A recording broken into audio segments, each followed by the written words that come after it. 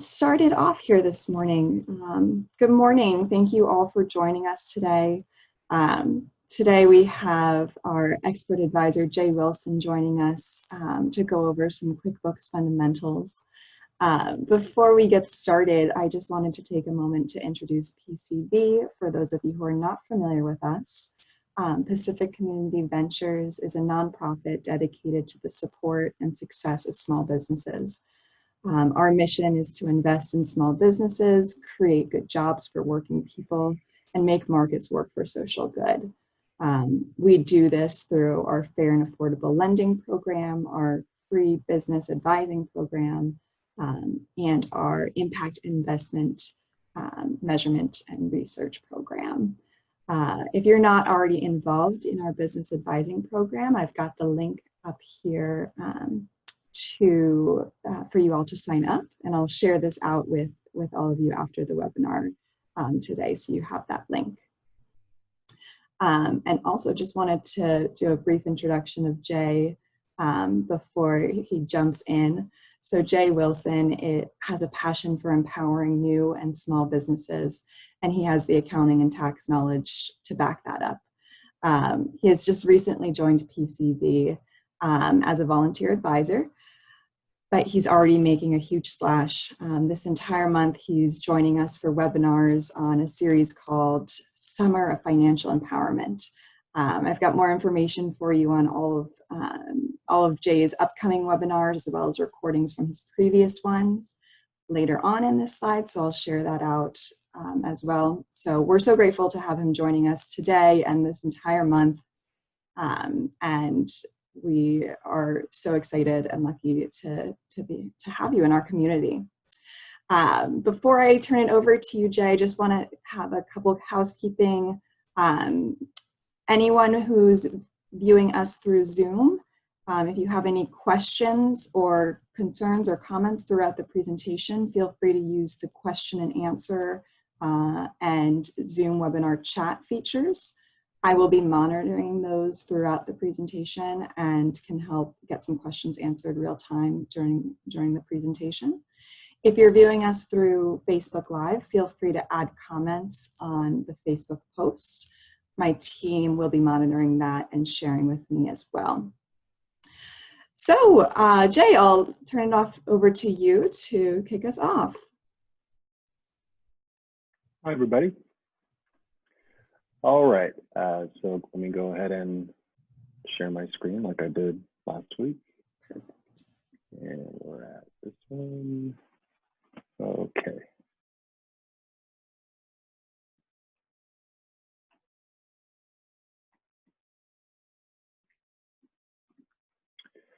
All right, so last week we went over just the general categorization of different transactions. I explained about the banking tab and where your feed for your basic business checking account or credit card account and how those transactions get categorized. And so now we have just the end of the month things to deal with. And the categories, people generally have an easy time with those. It's pretty self-explanatory, especially when you're categorizing your income from your customers, your expenses to your vendors or suppliers. And I also went over last week the different categories when you buy new assets, for example, or take on new debts. But for this webinar, it's a little bit more complex. We're going to set up monthly scheduled depreciation for a new fixed asset, do a reconciliation of a bank account so that you can get a grasp on what that is. I'm sure the term reconciliation is thrown around a lot and you've probably heard it before. So I'm just going to go over what that is and we'll do one together. And we're going to set up inventory assets to keep track of inventory bought and sold so that you can attach the particular product or service you're selling to your customer on an invoice or a sales receipt. And then QuickBooks will keep track of the inventory that you have on hand, what's been, and deduct it from your amount on hand whenever it is given to a customer. So I mentioned depreciation for fixed assets in the last lecture. And in the last lecture, we set up a fixed asset for furniture. I gave an example where you bought some furniture to use in your customer waiting area, and we need to set up a fixed asset so that that initial purchase would be booked, setting up the asset account for fixed asset furniture, and then crediting on the other side for your owner's equity, an account I also went over in the last webinar. And so part of this setting up the fixed asset furniture was to track depreciation of this asset. Now, I said that if you check this box, you can put in an original cost and a zero appreciation amount as of the date that you bought the asset. And this will track the depreciation for you, but there's a couple steps you need to do initially to get the ball rolling with the recurring transaction for the depreciation. QuickBooks, it turns out, won't provide the useful life for you, but I've made a pretty handy, easy to read chart that you're free to use, and I'll show that to you in just a little bit. And so I'm going to start this by showing how to add the entry for the depreciation for your assets at the end of every month, and then scheduling that same depreciation expense to be recurring at the end of every single month, so that once you do it in the first month you buy the asset, you don't have to do it anymore. QuickBooks will schedule and keep doing it for you automatically. And you can think of depreciation as a loss in the value as you use an asset. The loss in value needs to be recorded, and that's because if you, let's say, expense everything you used to buy a big asset, like let's say you bought a $10,000 asset and you expense that in the particular month you bought it, that $10,000, like I said in the last lecture, is going to reduce your net profit in the business. Now, you don't want to reduce your net profit by $10,000 all at once in the very first year you buy that fixed asset, because you're planning to use that fixed asset for a very long piece of time. And again, we're talking about furniture, equipment, big things that you don't use up right away. It's generally going to be used for longer than a year. So the loss in value needs to be recorded so that your net profits reduce consistently at the end of each month, beginning in the month you start using the asset in the business. And to do that, we'll need to do a depreciation expense. It's going to be a consistent expense. There's a little bit of division involved, so I'm sorry for everyone that hates math, but it's just some very simple division. Looking at a chart, the goal of depreciation is, while it's not an exact science, the goal is to spread out that cost of that big asset evenly over the entire time you're using that asset. So if that's helpful to think about depreciation that way, we'll walk through the steps to set up the monthly scheduled journal entry. And you only need to do this once, as I've already said. So let's get to our example. Let's say it's the end of the month and you bought and started using a truck in the middle of this last month. So we're at August 31st, let's say, and we bought a truck on August 15th. So let me get back to our chart of accounts, which I showed last week. The truck, it looks like, was bought for $13,495. So on August 15th, a couple weeks ago, assuming it's August 31st, we booked this $13,495 and credited it to owner's equity. But now we've used up some of the truck, right? Because we've been driving it around all month, and we're now at August 31st, and we plan to keep driving it around for the business. And so now the truck ostensibly isn't really worth $13,495 anymore. We've been driving it around, so it's lost some of its value. So we need to expense that depreciation for not just August, but also a recurring going forward for every single month that we're using the truck. So let's do this. If you click on the gear in the upper right corner in QuickBooks Online, you'll get to a option that says recurring transaction. Oops. Recurring transaction, there we go. And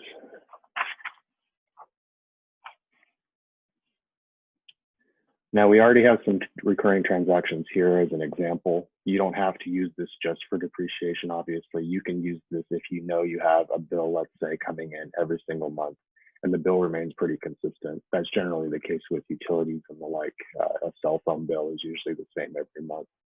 Not always, but if it is, then you can also have fun scheduling recurring transactions to be applied automatically so that you can kind of set it and forget it, which is nice.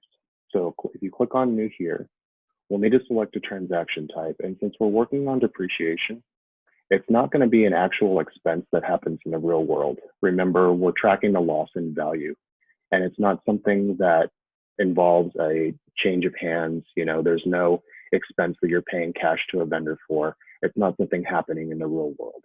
So just as an aside, a journal entry is for anything that's we need to record, but it's not going to be happening in the real world. So when in doubt, when it's accounting fiction, we'll just select journal entry for our transaction type. So we're going to select journal entry because we're doing depreciation and we're tracking a loss in value. So we'll click on OK there. And it'll bring up this. This is the journal entry. I showed this last week when we were booking the new asset and showing how to deal with the acquisition coming in and then the amount going out either to liability or equity, both sides of the equation here. In the accounting world, they call it debits and credits. But just to keep to the matter at hand, we're going to name this template truck depreciation, let's say. And you have different options here. For depreciation, I would recommend scheduled because with scheduled, QuickBooks is going to automatically do it for you. It might send you an email and say, QuickBooks is applying your inventory, or applying your depreciation. And so, you know, that way you can get reminded if you want to.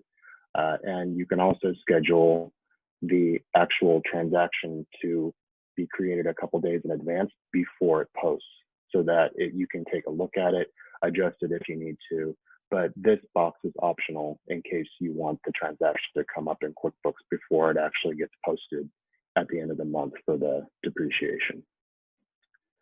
And so we want monthly depreciation. Generally, you want to do everything every month and not wait till the end of the year so that if there are things to be corrected, as we'll see with reconciliation, that's also the case for reconciliation.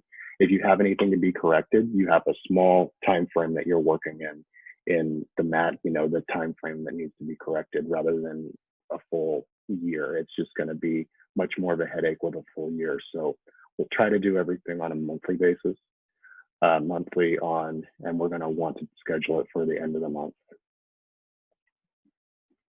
And it says last because, you know, obviously some months are 30, some are 31 days. And it's every month, and we'll pick a start date. And we generally want to start a start date of the first month we're using the asset. So I think there's 31 days in August. Maybe I'm mistaken. But you'll put whatever the month is, you'll put the last day of the month. There is also a calendar here so you can check, and there is 31 days in August. So down here is the part that probably needs some explanation. And this is the part where we get to our division. We have some different accounts here. So with depreciation, just remember you're going to be your net profit for the month, which means you're going to need to book an expense. And for anything having to do with either increasing the net profit with income or decreasing the net profit with expense, we're going to do that one first. And that's going to be the first account on our journal entry. And then the matching line for the other account is going to be a account that decreases the value of the truck. So let me show you where those are. We're just going to type in depreciation here. And depreciation, once you set up QuickBooks, that should be something that goes in automatically. There's very few businesses that don't have depreciation expenses or depreciation accounts. So you're probably going to find once you type in depreciation that you can find it right away. But if you don't, then you can always add a new account like I showed you last week, and you can add depreciation as another expense. So we'll click other expense for depreciation. And then rather than go through the rest of the line, it's best to just go down and select our second account and get that out of the way. So we're going to type in depreciation again. And since we already have a truck booked for that $13,495, yeah, that's how much our purchase price was. We already have a sub account because we selected that checkbox that says track depreciation. So QuickBooks at least did us the favor of creating this sub account for depreciation of the truck so that we can reduce the value of the truck by whatever we selected for our monthly depreciation. So we'll select that account for the second line there. Now we get to the dollar amounts. And so this isn't too bad. I think you'll agree once you see this chart, and you're welcome to use this chart. I'll just go ahead and make it a little bit bigger so that in case you want to screenshot it or something. I made this chart. It's from the IRS makers table. All that means is that there really Jay, isn't. we're not seeing a chart. I'm Oh, just okay. still seeing the QuickBooks. Let's see if I can switch the, get this out of the way.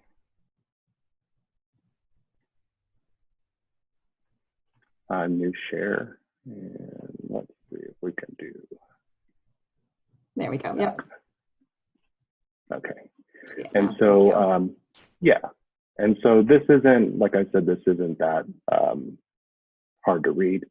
You have just your basic, I tried to think of the assets that were the most commonly used in small businesses. Some people have farms, so I threw that in there. But these are just very, very basic, and depreciation is subjective. There's no real national guidance on the exact number of useful years you're going to be using a particular kind of asset. So this is just rough, and it comes from the IRS estimates. So just for purposes of our example, we bought the truck for $13,495, and it looks like road vehicles, they just threw that in there, cars, trucks, everything, has a 5-year life. So if we want to come up with the loss in value for any given month, there's a couple different divisions that we need to do. And this is probably intuitive, and you could probably guess what I'm about to do. I'm going to take the $13,495, which is our initial purchase price once again, and we're going to divide that by 5. And so that means that every year it approximately goes down in value by about $2,699. And then since we're going monthly, there's one more step we need to do, which is divide that number by 12, because there's 12 months in a year. So we get to a monthly depreciation number, and it looks like it's at 224.91666666 forever. So a good rule of thumb, whenever you get to this kind of result in QuickBooks, is just round to the nearest cent. It's exact enough, and if you do that every time you get to a result on your calculator, rounding to the nearest cent, you can avoid a lot of headache about when do you round and anything like that. So just as a general rule of thumb, round after every result on the calculator if you have numbers that go on past the 2-digit cents. So that said, we're at $224.92 because we're going to round that 91.6 up to 92. So that makes 224.92 our depreciation number. So we'll write that down, 224.92. And now I can stop sharing this if there's plenty of opportunity to screenshot that, and I'll head back to our journal entry here.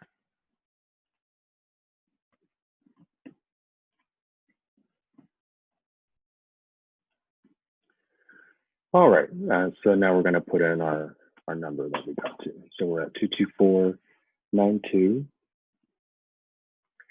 And we're going to put this in the first box whenever you have an expense or a number that affects the net profit in a negative way. We're going to put that in the first box. And then for the second line, we're going to put that in the credit, 224.92. And we can describe it if you want to. That's never a bad idea. Monthly depreciation, you can do that for both if you want to, or this is probably descriptive enough on the second line, so just leave it like that. And then the customer, if there is any customer affiliated with this particular truck, like you only use this truck for a particular customer, you can better categorize it that way if you want to. Again, both of these two columns on the end here are awesome. Really, if you just have a date and an account and a dollar amount, that should be sufficient. So, and that's pretty much it.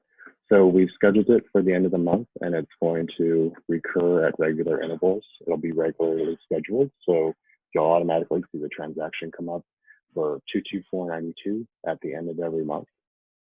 Now, if you'll notice from our facts, just to say this last, we bought the truck last month and started using it in the middle of the month, but according to my division, we're giving a depreciation for the entire month. That is okay. And again, I can't stress this enough. Depreciation is a rough estimate and to get you in a place where you're spreading out the value of the asset, but it's not going to be entirely exact. So it's okay that we book a full depreciation for the first month so that we can get this scheduled and get it going on its own automatically.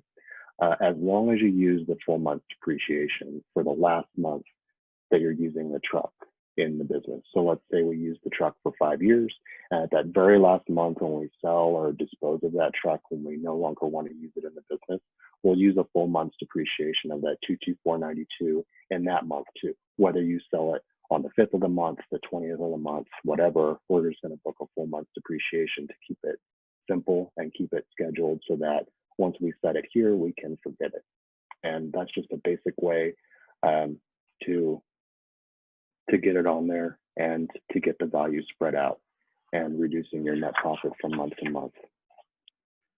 All right, and I think that about does it for depreciation and the recurring transaction for that. Awesome. And we're about we have a couple questions, Jay. Maybe now's a good time to answer a couple questions. Yeah. Awesome. The first one that came in was asking about, as we set up our home offices, can we count furniture and equipment as, even if it's an area or a room within our house? So the good rule of thumb for home offices is to dedicate an exclusive use space that you call your home office that you try to use for personal purposes as little as possible. That's good for book purposes, and it's also good for tax purposes. Now, of course, that's not always feasible. Sometimes you need to get into the home office because you want to use the internet to shop on Amazon, or you want to enjoy your house, right? You don't want to segment your house. So at least on paper, we need to try to make an exclusive use. But in reality, if that's not always the case, that's okay. That said, once you've dedicated an exclusive use space for your home office, you can book anything in that space and call it exclusive business use. Book it as a business asset, and there's no reason at doing that to allocate between what's business and what's personal as far as the value of those assets. So I hope that's helpful to keep things simple, which is always the goal. Great. Another question. For depreciation, can the number of years be adjusted? Right. So like I said, this is subjective and subject to interpretation. So if you have a particular expensive car or a car that is highly industrial that in your heart of hearts is going to last longer than 5 years, for example, you don't have to use the IRS table. The IRS table is just some guidance because when people hear, what's the useful life of this asset you just bought? People are like, I don't know. So I gave you all this chart just as some general guidance. Feel free to put in your own factors and your own input to come up with your own useful life if you feel like that would be more accurate for a particular asset. Awesome. And what if you want to change that useful life in the middle of it? So if the truck predicted for 5 years, but then after 2 years, you're ready to get rid of it, could you adjust it then? So if you're ready to get rid of the truck, and it's not a situation where you changed your mind about how much useful life it has, but if you just want to sell it in the middle of its useful life, let's say you know that you could use it for 5 years, but you decide you just don't want to use it in your business anymore after 2. Because you could have used it for 5 years, we're going to leave the depreciation alone and the loss in value alone. And instead, there'll be a separate transaction when you sell it to come up with any what's called capital gain. But that's a separate topic, and it's getting kind of off base from the monthly reconciliation and closing stuff. So I would love to do some capital gain and loss things about sales of business assets at some point in the future. But that's what would happen. There would be a separate transaction you'd book when you sell the asset that would incorporate the depreciation as well as the money you receive from the buyer. Okay. Another question we have is there a way to use the sales tax as a write-off when purchasing a vehicle or equipment? When you purchase a vehicle and equipment, that once again, there's a difference between book and tax. So this is all for book purposes. This is to keep records and give you an accurate number as far as your bottom line net profit, so that business owners can micromanage how much money they make from month to month. That's really the purpose of QuickBooks. And that's really important for business owners to know that stuff. That said, there's a separate calculation that gets done when it comes to your annual taxes. I will say that sales tax is deductible as an expense. And in many cases, there is a tax rule called accelerated depreciation, where even if you buy a very large asset, I know there was a tax law change a couple of years back, and they expanded the rules on that. So even if you buy a particularly large asset, you can expense as a deduction on your tax return that entire asset, even if it's thousands of dollars. And so that can be a way to lower your taxable income earlier rather than spread it out like we're doing here with the book depreciation. But again, that's a tax topic, and I'm happy to do taxes too in the future. But yeah, that's taxes, and that's separate from book. And that's something to keep in mind, is that this is all about bookkeeping for owner records, and then the taxes will be a separate calculation. Okay, we got one last question about reconciliation. I don't know if you want to answer that now or wait until when you cover that. If we can stay late, I'm happy to just get through reconciliation, and we'll do all the questions on reconciliation. Sure. And we'll see how long we go. Okay. And if I answer your question, then maybe there's no need for me to answer it, but I'm happy to.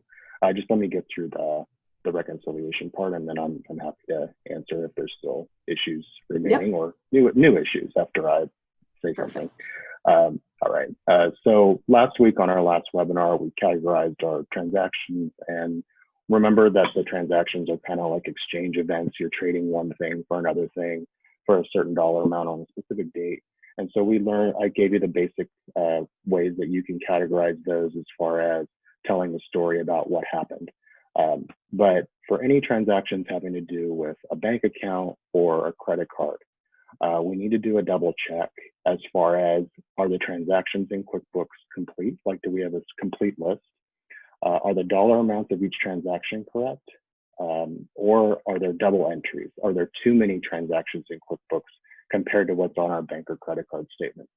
So that's what reconciliation is in a nutshell. It's doing a double check periodically to make sure that our QuickBooks balances on all our bank and credit cards match what's on the bank or credit card statement, because the bank and credit card statement is gospel, right? That's what is going to be, we consider to be the truth, because we assume that the bank or credit card company keeps accurate transaction records. And if there is a discrepancy between that and QuickBooks, then we're in trouble, because the bank and credit card company is probably right.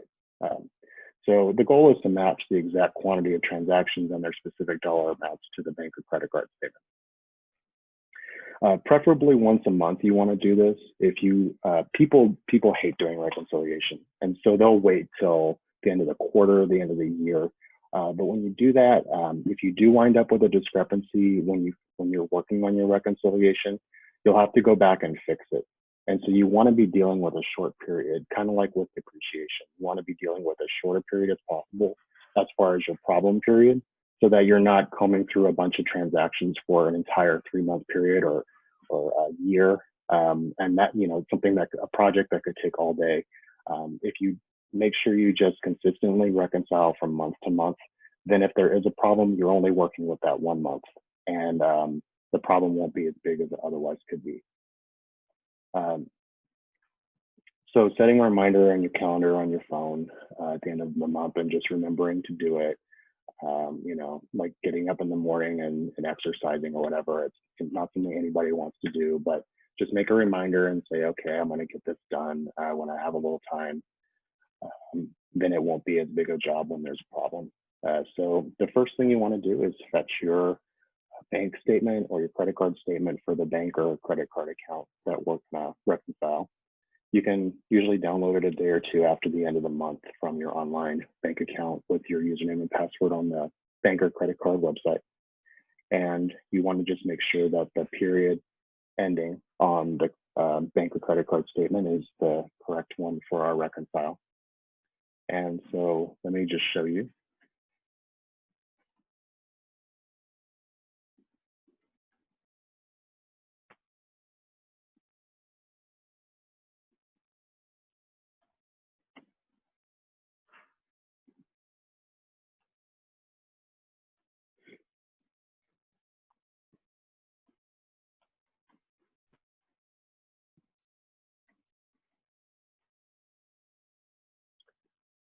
So here's just an example one. You can find the ending date. It's usually in the upper right corner. So you'll notice in the upper right corner here, you have July 1, 2008 through July 31. So our ending date is going to be July 31, 2008, there in the upper right corner. And so that's one piece of pertinent information you'll need on the bank statement. The other part is in the summary. You have the beginning balance, which is the balance at the beginning of the month, or on July 1st, 2008 in this case. And then you have the ending balance, and the ending balance is the other important part along with the ending date. The software in QuickBooks wants to know what the dollar amount should be according to the bank statement. And so you're going to enter this initially on the reconciliation tab in QuickBooks. So let me go ahead and write that down. Looks like 189,296.31.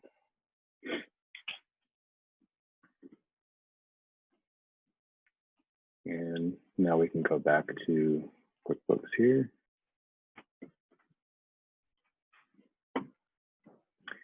And down at the last tab there, it says accounting, and then one of the options is chart of accounts, and the other one is reconcile. So we're going to click on reconcile.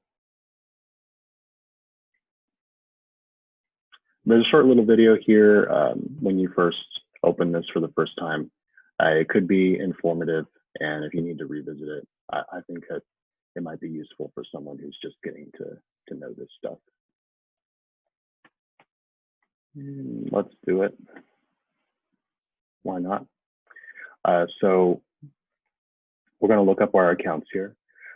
Generally, you only have bank statements or credit card statements for bank accounts or credit card accounts. So there's really no need to reconcile any other kind of assets besides your bank or credit cards, because all you really have is a statement. Conceivably, you could reconcile other asset accounts, but you would need some kind of statement or some kind of verification, like an appraisal, et cetera, to compare to what's in QuickBooks. But that's kind of getting off topic. So let's just stick to the checking account. And you can do this for all of your checking account, savings account, and your credit card accounts. So here's the information I was talking about, where you got an ending balance of 189,296.31 from what the bank statement said. And then the ending date, whatever the bank statement said, I think it was July 31, 2008 or something. And let me change it to this year just to keep it relevant. And if we start reconciling, let's see what comes up here.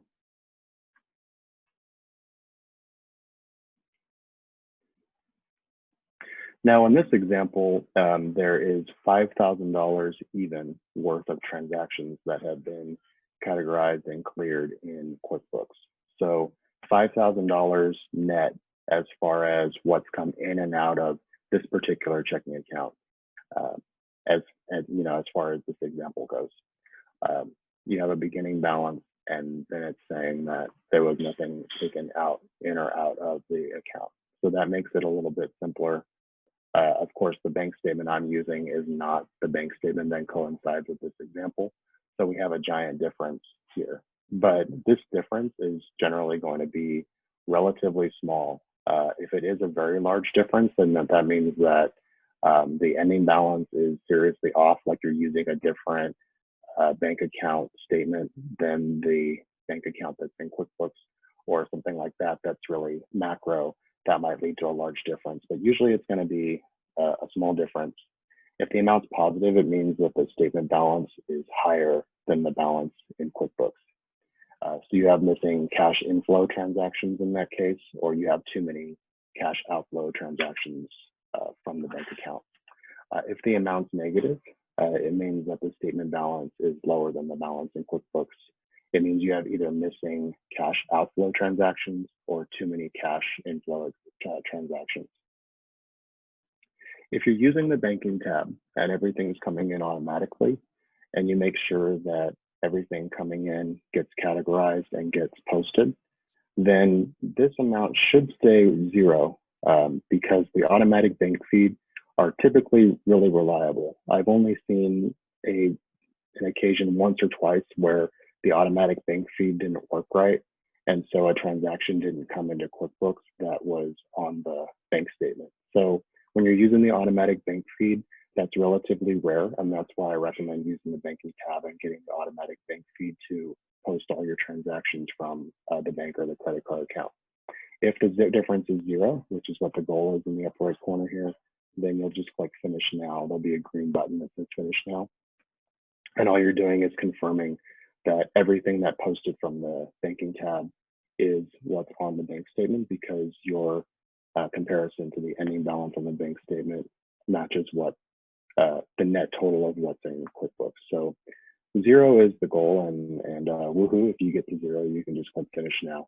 Once in a while, though, you'll find that there will be a dollar amount for the difference, and I'm sorry to say, often it'll be like a really minute dollar amount, like 5 cents. It'll be something that's off like just by a couple of digits. And since as far as making sure all the transactions are in there, or that there aren't any duplicate entries, for those purposes, we need to make sure we're exact. Even if it's a small discrepancy or a difference of only 5 cents, we're going to need to find a way to pinpoint that and take care of that. So it's usually going to be a single transaction that's either not reported, double entered, or the amount entered in QuickBooks was wrong. And again, for manually entered journal entries, you're going to have more of a problem with human error and about the dollar amount being different than what it's supposed to be. Again, I can't recommend enough the banking tab and the automatic bank feed to post your transactions for this reason. So when that happens, you just want to check and see if the dollar amount matches exactly to any of the transactions on the bank statement. So if you see $1.27, let's say, in the upper right corner, you're just going to go quickly scan down your bank statement and look for any transaction that might say $1.27. If you do find a transaction that says that, then you'll just want to compare the description of that from whatever particular vendor, which will be on the bank statement. So if the vendor is a particular business name, you'll look on the bank statement for that business name, and then you'll compare all your transactions here, because the monthly transactions and only the monthly transactions are listed here on this reconciliation page. You'll look for that $1.27, and you'll look for the business name. If you don't see it, then there's a 99% chance that, there's so large of a chance that that's what's missing, then you can go ahead and add the missing manual entry. If, however, you see the $1.27 and you see the business name in there, then drat, that's not the reason for the difference. And that's pretty much the worst case scenario, is when you have something that's not obvious, you don't see a duplicate entry, you see that all the transactions are in there, then that means it's a combination of more than one transaction that's causing the problem. And if that's the case, you'll need to comb through the entire bank statement. It's as tedious as it sounds, but you'll need to comb through the entire statement to come up with what transaction has the wrong cents may be entered, or a combination of transactions that are netting to the difference that you see in the upper right corner.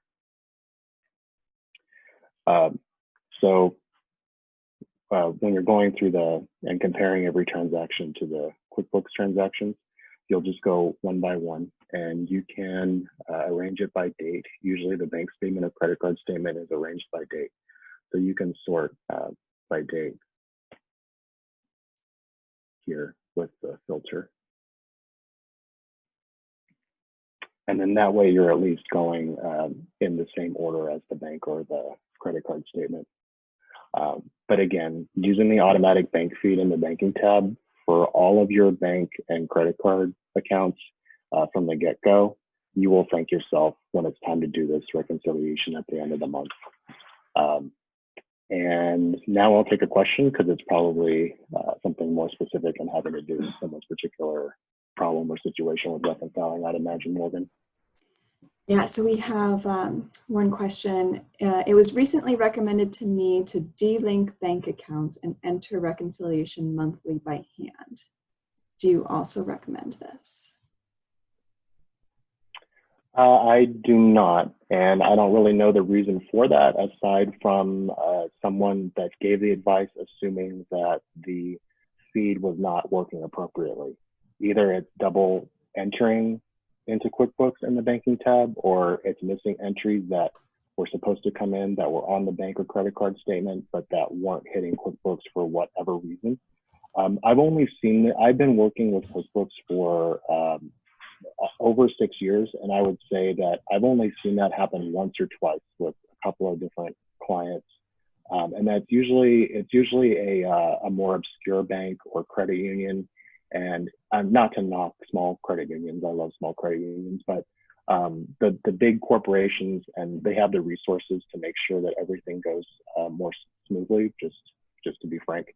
And then the other thing is, sometimes there's some things that hit that don't get processed because they're negative amounts, for example, refunds, for example. Some of those more obscure types of transactions sometimes won't get recorded, but it's relatively rare. It's so rare that I still recommend doing the automatic bank feed and not manually enter yourself. You know, it's kind of like an eyewitness in court, right? You expect that because you're the eyewitness, that you're going to say everything perfectly and pin the right person. But at the end of the day, we're all subject to human error, no matter how much education and experience we have with QuickBooks. And it's better to have a computer do as much as possible and not be entering particular dollars and cents for every single small transaction, because at some point you will make a mistake. That's just my take on it.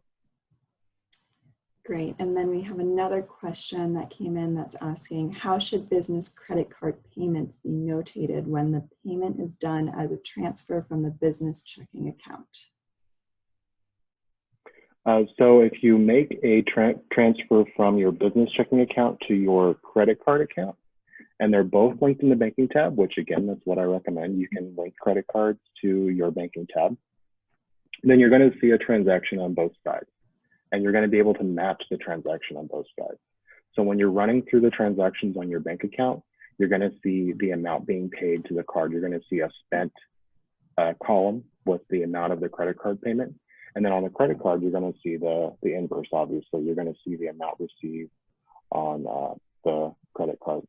So on both sides, you're going to be able to match to the other account. And that's what you tend to do when you're making payments or transfers to and from accounts. You can use the transfer feature, but it kind of convolutes the matter.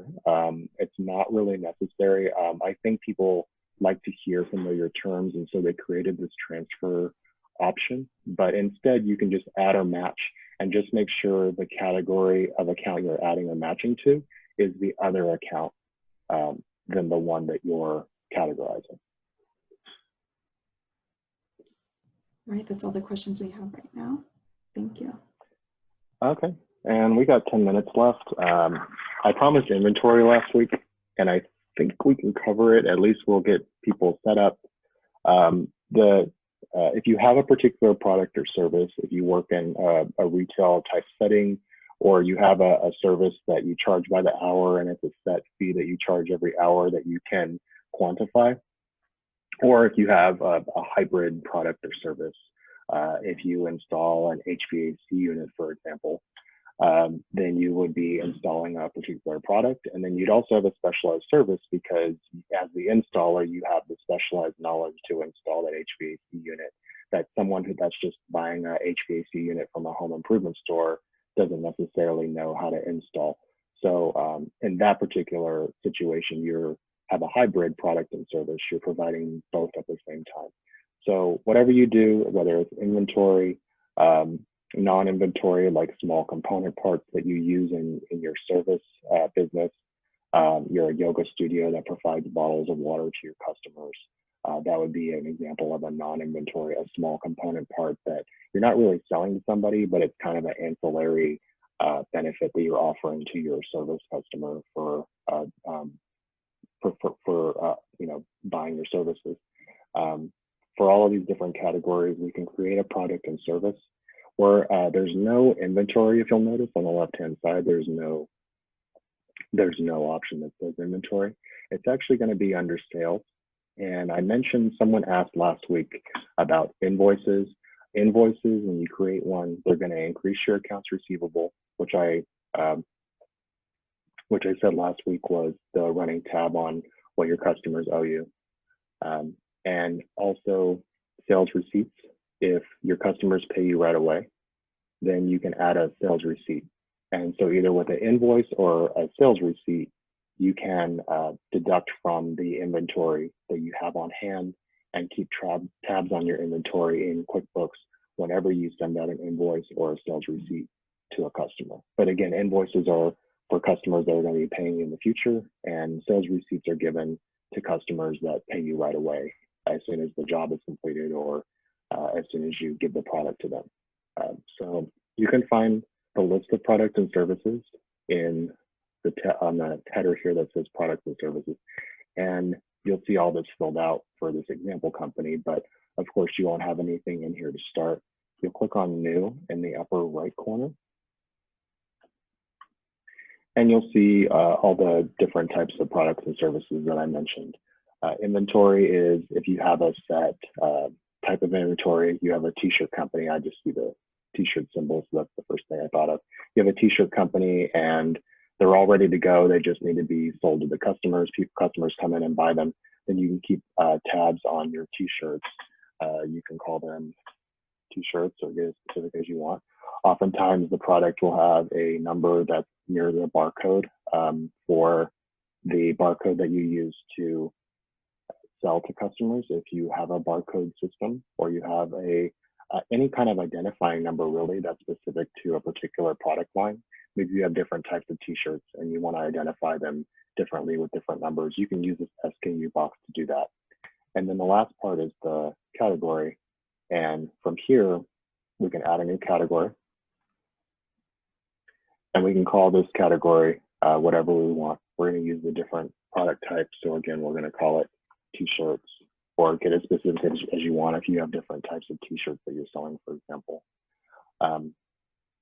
If we're beginning a new product line, which is what this particular feature is for, then we're going to need to count the initial quantity we have on hand that we just received from the supplier or vendor, or that we plan to sell. So you'll count all them up, and then you'll just put the number of units. Like, let's say we bought 30 t-shirts, and you'll want to put the date here as of date, or the date that they're available to be sold. So let's say that we're going to start selling our 30 t-shirts today. And then the reorder point is interesting. The reorder point, if you put in a particular unit number, like let's say we put 10, then when you get to the reorder point, QuickBooks will set a reminder and let you know that you're at your reorder point. And it's a reminder to reorder more t-shirts. So you have 30, And then you're selling and selling, you know, you're giving out invoices, you're giving out sales receipts. And this 30 number is going down, obviously, because you're selling your t-shirts and you're giving them to customers.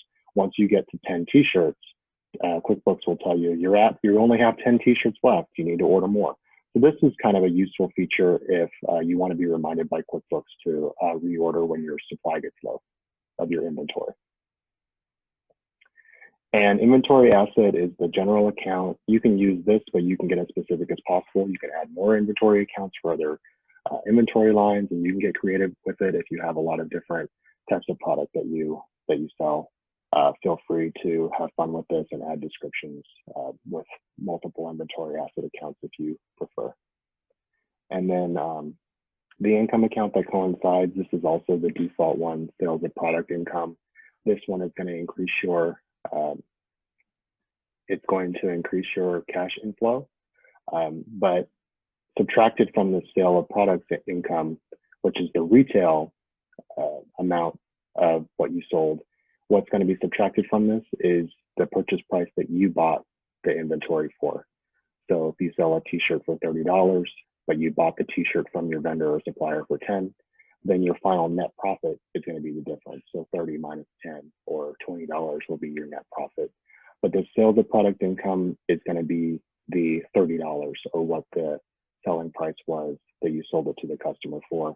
And you can set that sales price or rate here. So if it is, for example, $30 a t-shirt, then you'll just put that there, $30 for the sales price or rate.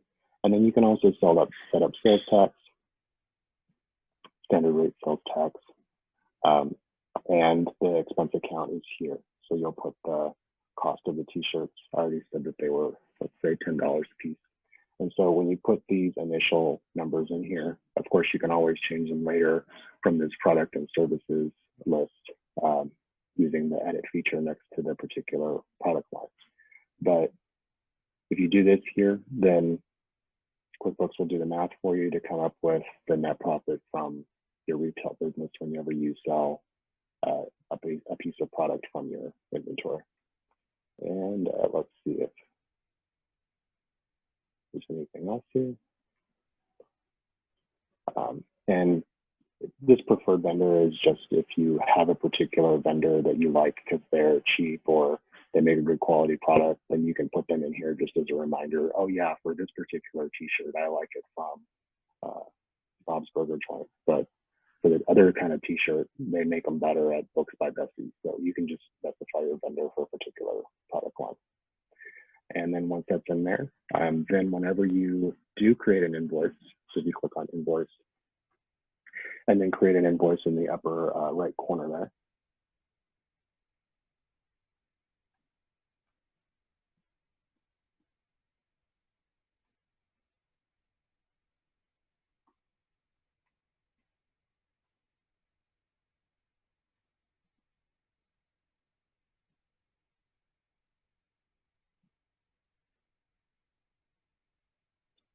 So just under all sales or invoice in the upper right corner, there's a green button. On the all sales page, there's a new transaction button, and you'll click invoice if your customer is going to pay you later, but you want to record the sale. And here's where you tie the product or service line that you created to your invoice. And when you do this and put in the quantity here, it will decrease your inventory that you recorded, that 30 t-shirts that you had. It'll decrease it by however many you put in the quantity here that was sold to the customer. And you can do the same thing when it comes to customers that pay you right away as well. You'll just click on new transaction, and instead you'll click on sales receipt. And this works relatively the same way.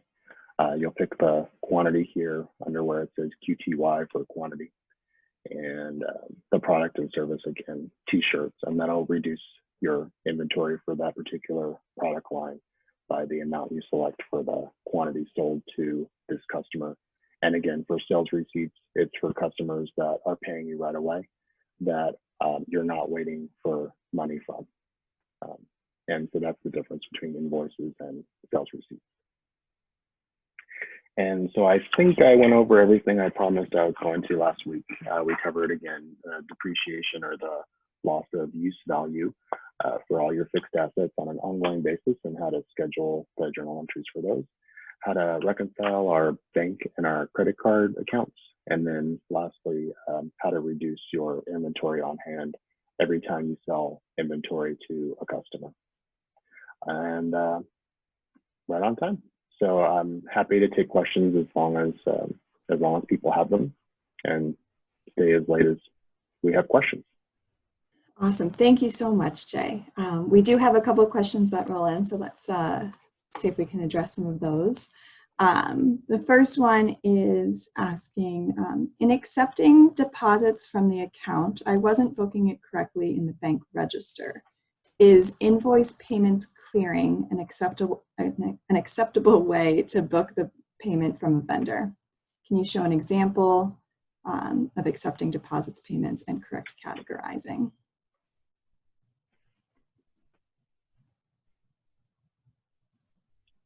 So you're talking about a vendor invoice?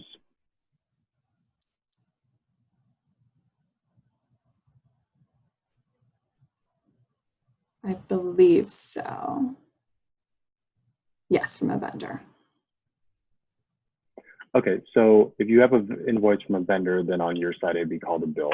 I mentioned that in the webinar last week. So that would be all expense stuff. So we'll go to expenses.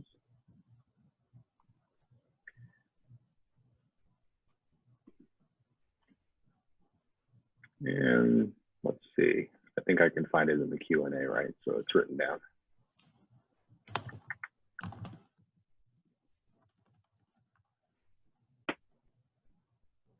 Okay.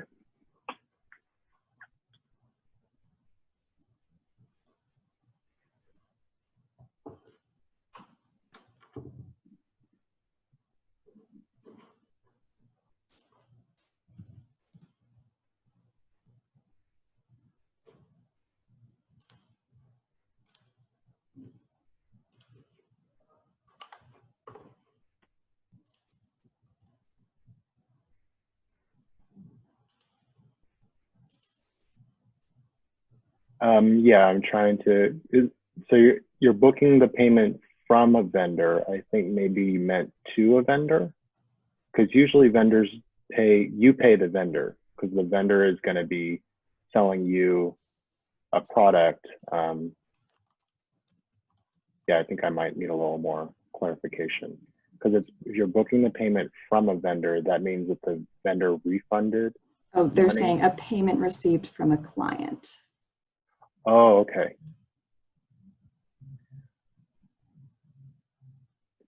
Okay, so you're accepting a deposit from an account on a previous invoice that a customer, that you billed a customer for. And is invoice payments clearing an acceptable way to book the payment? Now, yeah, you can use the received payment.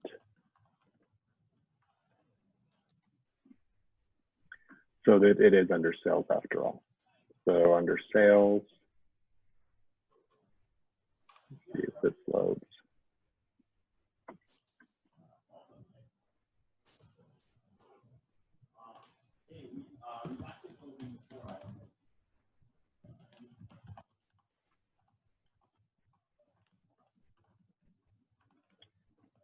So if you want to book a receipt of money that coincides with an invoice, you can use this received payment if you weren't booking it correctly in the bank register.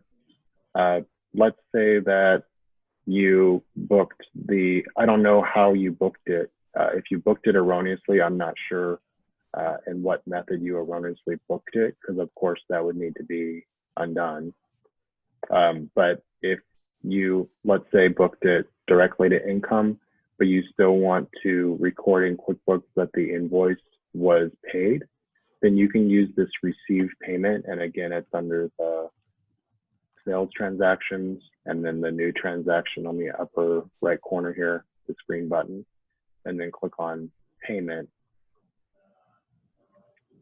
to match the invoice to any particular payment, even if it's been deposited into your bank account. So where it says deposit to, you'll select the particular bank account there that it's matched to. And then that's okay.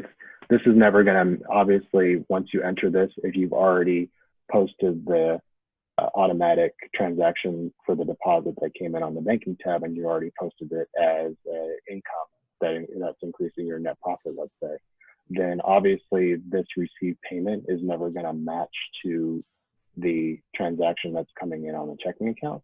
But at the very least, you'll be able to make a record that an invoice was paid, if that's what your goal is, but you missed that opportunity when you are, because, for example, you already reconciled your bank transactions for the past month. You would miss that opportunity on the banking tab, but you can do it on the back end this way to let QuickBooks know that a particular invoice has been paid. So I hope that answers your question. Okay. We also have another question. Back on the reconciliation page, can you show the next step as to how to get to that zero difference? So when we had that 189.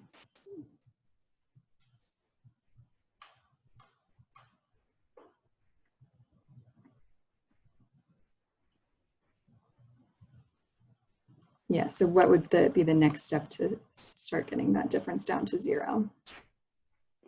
All right, and I said that the example I gave was just to kind of show people where the ending balance was on the statement and also where the ending period date for the particular statement was. Again, the date's usually in the upper right corner of the bank or credit card statement, and then a little bit down the statement in the summary, you'll find a line that says ending balance, and those are the two numbers that we'll need initially. You can edit the info here at any time. So if you accidentally entered the wrong ending balance or the ending date, you can change it with that edit info button. And obviously I said that the bank account that's in this QuickBooks example is not the same as the bank statement. It's a different account. So we're dealing with much smaller numbers here. So let me give an example that's better tailored to the QuickBooks example. Let's say that we have an ending balance and it's going to be off by only a little bit usually. If you're using the banking tab and everything, then the cents might be off once in a while because of a rare computer error or a human error if you manually enter any of these transactions on an ongoing basis. So let's say it's at like 501.32. That's what the ending balance shows. But in QuickBooks, you're only seeing 5,000. So if we click save, we'll see this difference is $1.32 higher on the bank statement. So intuitively, you can kind of figure out what this tells you. If the bank statement is showing 5,001 and 32, but your QuickBooks account is only showing 5,000, then that means there's something that is on the bank statement that's not on QuickBooks. And it either can be a something or a some things. It can be one transaction or it can be multiple transactions that are either not there or messed up or something like that. So as far as the steps I suggested to go through to kind of troubleshoot this, if you have $1.32, then you can start with that number, and we'll start by making an assumption that it's only one transaction. Fortunately, that's usually the case. So if we see $1.32, we're just going to want to skim through our bank statement on all the different transactions for the month and just look and see if there's any transaction that says $1.32. Do that first. That usually is really quick. It doesn't take that long. If you get through all of it and you find one that says $1.32, then you're going to want to look at the description on the bank statement for that $1.32 transaction. See what the name of the vendor is, if you can get a vendor name from that bank or credit card statement, and then also the date. And then you're going to match all those, or try to, from this list here, you're going to look for a transaction on this list that says $1.32. If you find that one, then you'll want to make sure that the date and the vendor are the same.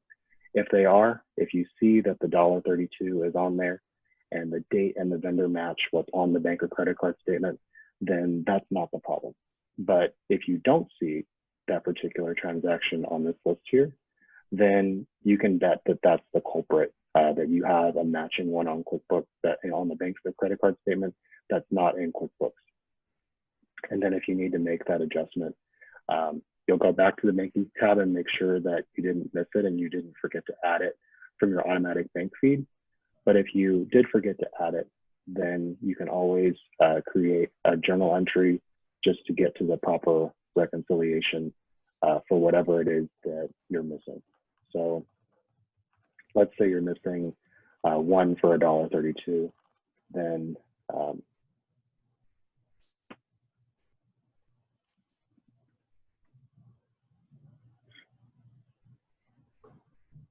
then from new on the upper left corner, there's a journal entry there. Of course, if you know what it is, you can always add it too. If you know that it's an expense or you know that it's a payment from a customer. But if worse comes to worse, and you know what the vendor is, hopefully it's just an expense, for example, you can just add the journal entry. And you'll want to put in the amount of the expense again and give it a proper category if that's what is missing. If that's not the case and it's the other way around where you have things double entered and your QuickBooks balance is too high compared to your bank statement, then you're going to have a negative number, like I said, in the upper right corner, and you're going to be looking for any QuickBooks entries that are maybe double entered. And what's nice about this reconciliation is if there is double entries or there's transactions that you don't want included in your reconciliation, you can just check these circles here. You can check them all on the top there.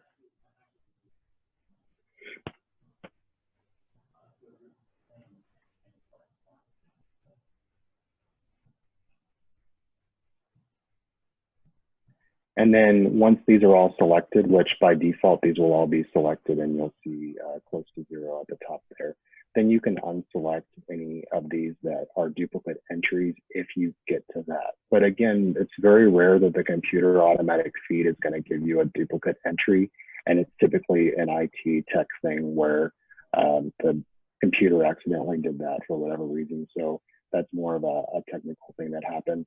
Generally, it's usually you have transactions that are missing.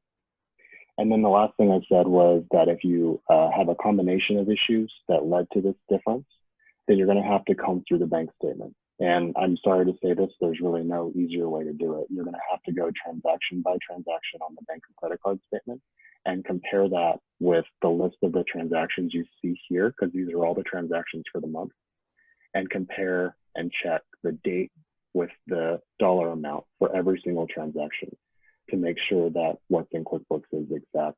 And eventually you'll get to the culprit transaction and you can click on it and edit it back in the chart of accounts. So if you find one that's off, you go back to the chart of accounts, which I showed last week. You go back to the checking or bank and you can view the register. So on the right-hand side, it says view register. And you can get to every transaction that's in QuickBooks and go to the culprit transaction. Let's say it's this first one here. And you'll click on this edit button.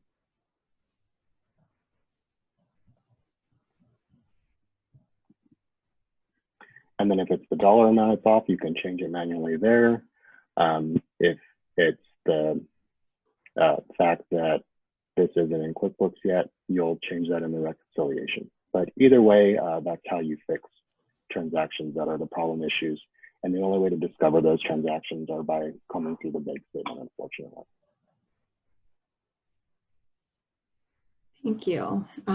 We have another question. My CPA highly recommended not tracking inventory in QuickBooks. Can you talk about some pros and cons of that? You know, there are pros and cons to any kind of tracking software. There's plenty of other ones you could use in lieu of QuickBooks. QuickBooks is just a suggestion if you're already using QuickBooks. I was just showing how to use the product and service features in QuickBooks. But it depends on the inventory you're tracking. There's some things QuickBooks doesn't do with inventory that you might like to be able to do. Some other inventory tracking softwares out there, which are also cloud-based, they can lump together different types of inventory to one particular product line. Like if you have a bunch of component parts for one particular product line, you can lump them all together and keep them as a separate unit whenever you sell something to a customer. That's particularly important, like for manufacturing type businesses that assemble things that are all bought from separate places, and they put it all together and then sell the completed unit. There's some better softwares out there for that type of inventory business. Yeah, the QuickBooks inventory, I have to say, is really for simple retailers that are selling, like they may have multiple product lines and different things on the shelves that they offer to their customers. But as far as big manufacturing operations, that's generally something that other inventory software is helpful for. Now, if what he's suggesting is that you just track the inventory on your own with a pen and paper, I mean, that's advisable too if you want to keep close tabs and you don't want to automatically keep track of what's being bought and sold for your customers. But yeah, I guess that depends on the nuance of that question, because they're asking, should I track inventory or not? Or should I use a different software to track inventory? And either way, I hope I answer your question. Great. And then another question we have is, can you bring in feeds from multiple credit cards and banks? Yeah, that's in the banking tab, like I said. And so you ought to be able to have different types of bank or credit card accounts. And so you'll see that there's all these different ones at the top here, and you can always link a new one with this button in the upper right corner. And it's probably not going to work because it didn't work last week. Oh, there we go. Now it's going to want to work. So here's, they put the popular big national banks, which if you're going to open a personal, or you're going to open a business checking or savings account, I said last week, get a personal one because they're free. The bank offerings for business checking accounts tend to be more expensive than personal checking accounts. So open a second personal checking account.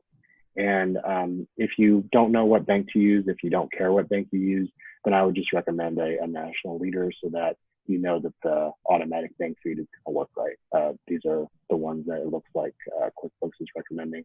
And you can edit your bank name and put the URL or the website of the online banking in if you prefer to find your bank or your credit union. You'd be surprised how many are supported.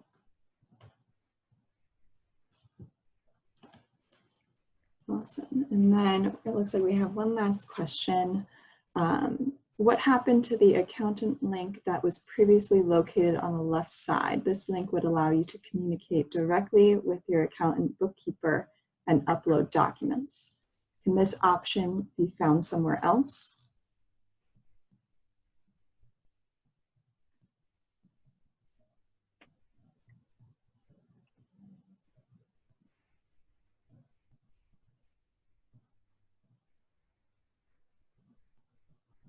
Let's see here. I know what you're talking about. This a while ago.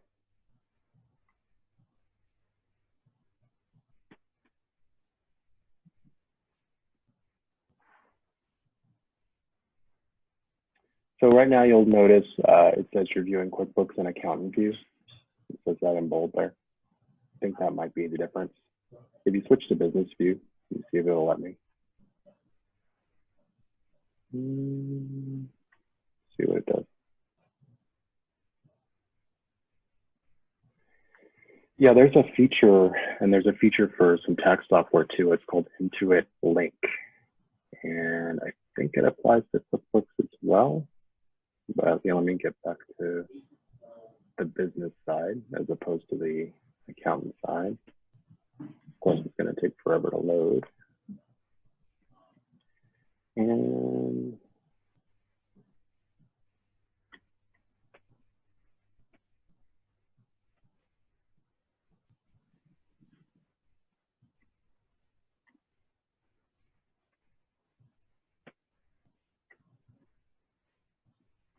Is it that My Experts? they have a new feature now for live bookkeeping, from what I understand. Intuit, which is the parent company of QuickBooks and TurboTax, et cetera, they're hiring live bookkeepers to help people. I think this particular person's question was about sharing particular documents with their personal bookkeeper Right. or accountant. And if you click My Experts, though, it looks like Connect with Your Accounting Pro. We can give that a try. Of course, it's been a little while since I've seen this.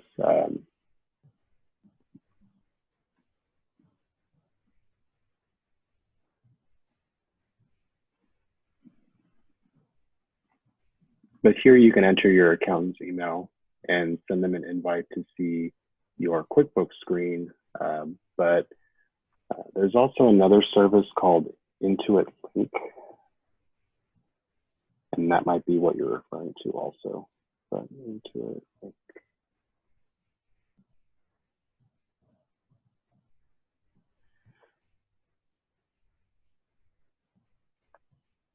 Yeah, let's see. So if you just Google Intuit Link, you can find it, but Intuit Link.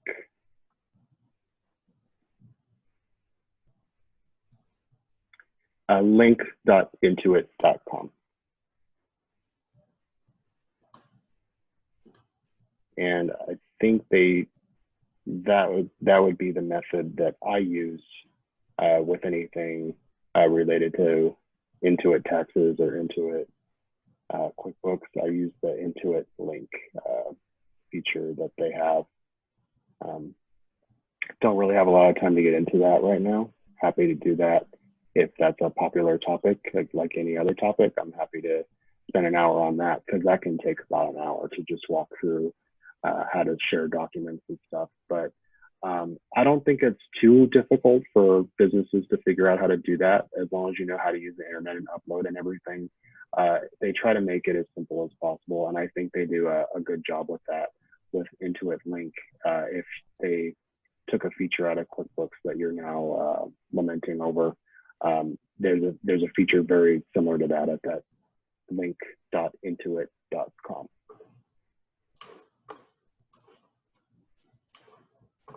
Awesome. Thank you so much, Jay. I think that's all the questions that we've seen come in. So appreciate you spending a little extra time here with us this morning to get those questions answered. So let me just switch back to my screen real quick if I can.